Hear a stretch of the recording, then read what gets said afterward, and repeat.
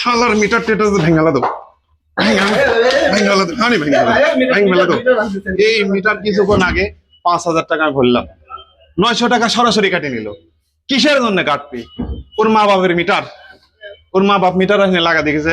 নিজের টাকা খরচ করি আর প্রতি মাসে মাসে 3-4 বার ভরি, 3-4 বারে টাকা কাটে।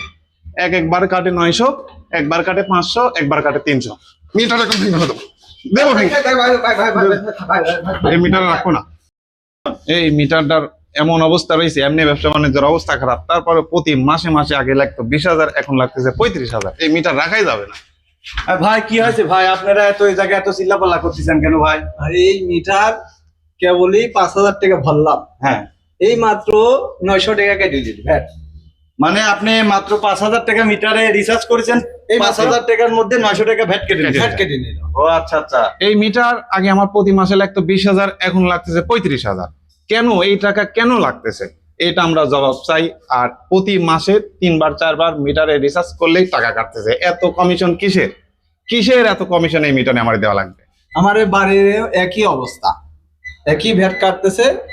মানে আপনাদের মাসে কয়বার ভ্যাট কাটে এই মিটার? হ্যাঁ, যে কয়বার ভরি ওই কয়বার কাটে।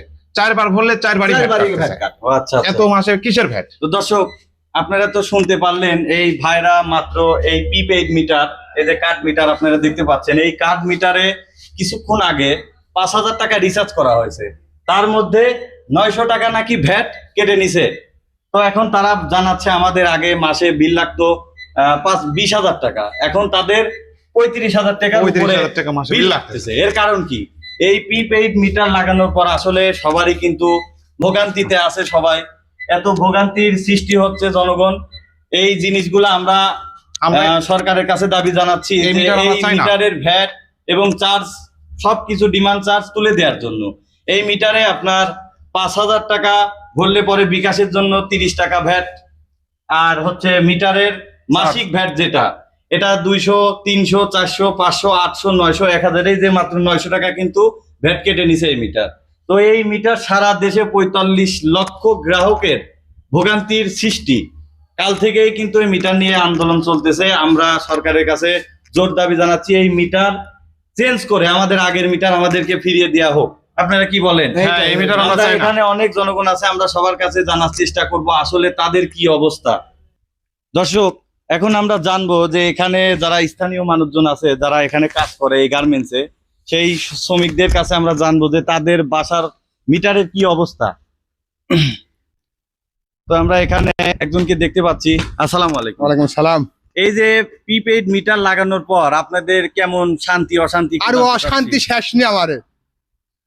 500 ভরলে 300ই শেষ, দেয় 200।